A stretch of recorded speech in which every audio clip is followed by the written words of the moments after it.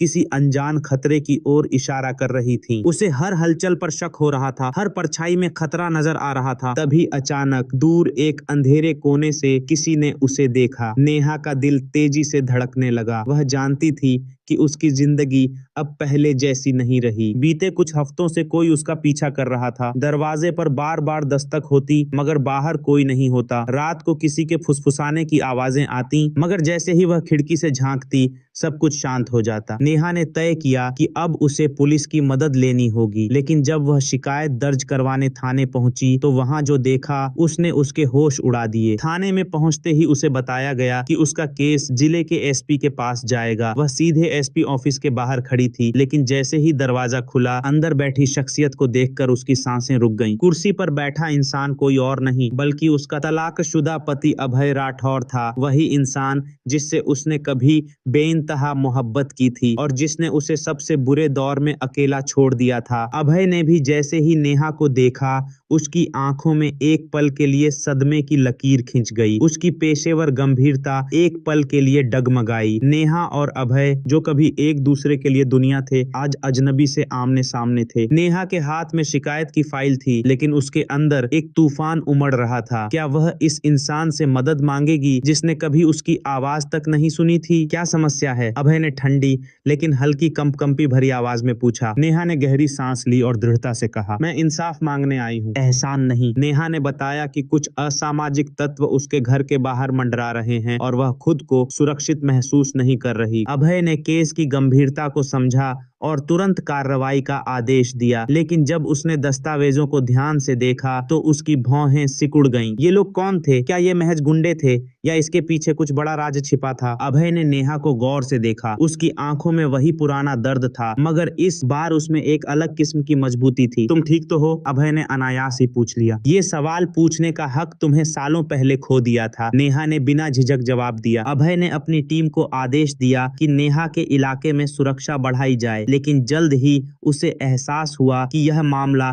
सिर्फ एक साधारण शिकायत से कहीं बड़ा है। नेहा का पीछा करने वाले लोग पेशेवर अपराधी लग रहे थे, लेकिन उनका मकसद साफ नहीं था। जैसे जैसे जांच आगे बढ़ी, एक ऐसा सच सामने आया जिसने अभय को हिला दिया। नेहा का पीछा करने वाले गुंडे एक ऐसे शख्स के लिए काम कर रहे थे जो न सिर्फ ताकतवर था बल्कि अभय और नेहा के अतीत से भी जुड़ा था। नेहा के पीछे पड़ा ये शख्स कोई और नहीं बल्कि विक्रांत मेहरा था, एक खतरनाक अपराधी जिसे अभय ने कई साल पहले जेल भेजा था। उस वक्त विक्रांत की गिरफ्तारी में नेहा का भी हाथ था। अब विक्रांत जेल से बाहर था और उसने कसम खाई थी कि वह नेहा से बदला लेकर रहेगा। अगर मैं उसे नहीं रोकूंगा तो वो नेहा को मार देगा, अभय ने खुद से कहा। लेकिन क्या नेहा उसकी मदद कबूल करेगी? एक रात नेहा के घर के बाहर काली गाड़ियों का काफिला रुका। कुछ नकाबपोश लोग तेजी से उसकी ओर बढ़ रहे थे। नेहा को यकीन हो गया कि ये उसका आखिरी दिन हो सकता है, लेकिन ठीक उसी वक्त गोलियों की आवाज गूंज उठी। अभय और उसकी टीम ने समय रहते वहां पहुंचकर नेहा को बचा लिया। एक भीषण मुठभेड़ के बाद विक्रांत को दोबारा गिरफ्तार कर लिया गया। नेहा ने पहली बार अभय की आंखों में देखा। इस बार वहां कोई अहंकार नहीं, सिर्फ पछतावा था। तुम्हें लगा था कि मैं तुम्हें फिर से अकेला छोड़ दूंगा? अभय ने दर्द भरी मुस्कान के साथ कहा। नेहा कुछ नहीं बोली, लेकिन उसकी आंखों में हल्की नमी आ गई थी। मिशन खत्म हो गया था, मगर सवाल बाकी थे। क्या नेहा अब भी अभय को माफ कर पाएगी? क्या अभय सच में बदल चुका था या ये सब सिर्फ एक पेशेवर जिम्मेदारी थी? नेहा ने एक आखिरी बार अभय को देखा और फिर बिना कुछ कहे वहां से चली गई। अभय वहीं खड़ा रहा, अतीत के उस पुल के नीचे देखता हुआ जिसे अब कभी पार नहीं किया जा सकता था। विक्रांत मेहरा जेल में बंद था। नेहा खुद को इस बंधन से आजाद समझ रही थी, लेकिन किस्मत की अपनी योजनाएं होती हैं। जेल में कुछ महीने बिताने के बाद विक्रांत मेहरा ने अपनी रिहाई के लिए कई हथकंडे अपनाने शुरू कर दिए। अच्छे आचरण का दिखावा किया, जेलर से दोस्ती गांठी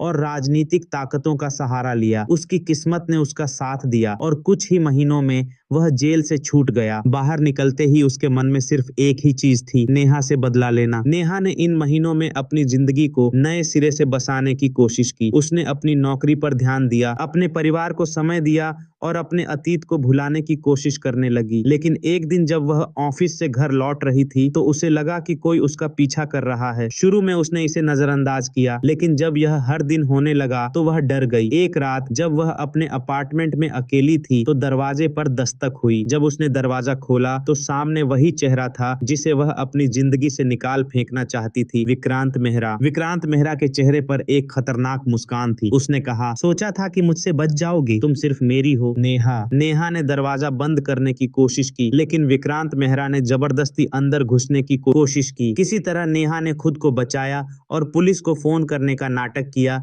जिससे विक्रांत मेहरा भाग निकला। नेहा का डर अब हकीकत बन चुका था। उसे समझ नहीं आ रहा था कि वह क्या करे। ऐसे में उसे सिर्फ एक ही इंसान याद आया, अभय, जो कुछ साल पहले उसकी जिंदगी से दूर चला गया था, लेकिन अब भी उसके दिल में एक खास जगह रखता था। नेहा ने कांपते हाथों से अभय को फोन किया। अभय, मैं मुसीबत में हूँ, विक्रांत मेहरा वापस आ गया है। अभय कुछ पल के लिए चुप रहा, फिर उसने सिर्फ इतना कहा, मैं आ रहा हूँ। नेहा। कुछ घंटों बाद अभय नेहा के पास था। उसकी आंखों में गुस्सा और चिंता दोनों थे। उसने बिना कुछ कहे नेहा का हाथ थाम लिया और कहा, अब विक्रांत मेहरा को उसके किए की सजा मिलेगी। अभय ने विक्रांत मेहरा के बारे में जानकारी जुटानी शुरू की। उसे पता चला कि अभय अब भी अपने पुराने अपराधी दोस्तों के संपर्क में था और उसकी हैसियत पहले से ज्यादा खतरनाक हो चुकी थी। एक दिन पुलिस से चुपके अपराध को अंजाम देकर भाग रहा था, तभी अभय और अभय की पुलिस की टीमों ने पकड़ने की कोशिश की, जिसमें कुछ घंटे तक मुठभेड़ चला रहा और लास्ट में विक्रांत मेहरा मर गया और उसका सभी साथी भाग निकले, जिससे पूरा मोहल्ला लगभग शांत हो गया। विक्रांत मेहरा के मरने के बाद अभय सीधे नेहा के पास पहुंचा। उसके चेहरे पर गहरी शांति थी, लेकिन उसके हाथों पर खून था। नेहा ने जब उसे इस हालत में देखा तो उसकी आंखों में आंसू आ गए। अभय, तुमने ये क्या कर दिया? अभय ने उसकी तरफ देखा और कहा, मैंने सिर्फ तुम्हें बचाया है। नेहा के दिल में उथल पुथल मची थी। उसने हमेशा हिंसा से दूर रहने की कोशिश की थी, लेकिन आज उसने समझ लिया कि हमेशा न्याय के लिए कानून का इशारा लेना चाहिए। अंत में जीत सत्य का ही होता है। काफी देर की चुप्पी के बाद नेहा ने धीरे से कहा, अब हम क्या करेंगे? अभय ने मुस्कुराकर कहा, अब हम अपनी जिंदगी फिर से शुरू करेंगे। विक्रांत मेहरा का साया हमेशा के लिए मिट चुका है। नेहा ने एक गहरी सांस ली और पहली बार खुद को आजाद महसूस किया। वह आगे बढ़ी और अभय की गले लग गई। नेहा और अभय ने अपने पुराने जख्मों को पीछे छोड़ दिया। उन्होंने एक नए शहर में एक नई जिंदगी शुरू की। नेहा ने फिर से अपने करियर पर ध्यान देना शुरू किया। अभय ने भी खुद को बदलने का फैसला किया। कभी कभी पुरानी यादें लौट आती थीं, लेकिन अब कोई डर नहीं था। उनके सामने सिर्फ एक नया सवेरा था, एक नया जीवन जिसमें सिर्फ प्यार और सुकून था। यह कहानी सिर्फ नेहा, अभय और विक्रांत मेहरा की नहीं, बल्कि उन सभी लोगों की है जो किसी न किसी रूप में मानसिक और शारीरिक शोषण का शिकार होते हैं। यह दिखाती है कि कभी कभी न्याय पाने के लिए साहस और दृढ़ संकल्प की जरूरत होती है। नेहा ने डर के साए में जीना बंद किया। अभय ने अपने प्यार को बचाने के लिए कदम उठाया और अंत में उन्होंने एक नई जिंदगी की शुरुआत की। लेकिन क्या हर पीड़ित को ऐसा ही न्याय मिल पाता है? नहीं। समाज में अब भी कई नेहा जैसी महिलाएं हैं जो डर और अन्याय के साए में जी रही हैं। इसलिए जरूरी है कि हम न सिर्फ उनके लिए खड़े हों, बल्कि एक ऐसे समाज का निर्माण करें जहां कोई भी डर के साथ न जिए। अगर आप या आपका कोई करीबी किसी भी तरह के शोषण या उत्पीड़न का शिकार है तो चुप न रहें, अपनी आवाज उठाएं, मदद मांगें, कानून का सहारा लें और सही कदम उठाएं। अगर आपको यह कहानी पसंद आई और आप ऐसी ही और दमदार कहानियां देखना चाहते हैं तो हमारे चैनल को अभी सब्सक्राइब करें। साथ ही वीडियो को लाइक करें, अपने विचार कमेंट में बताएं और इसे ज्यादा से ज्यादा शेयर करें ताकि यह संदेश हर किसी तक पहुंचे। जय हिंद, वंदे मातरम।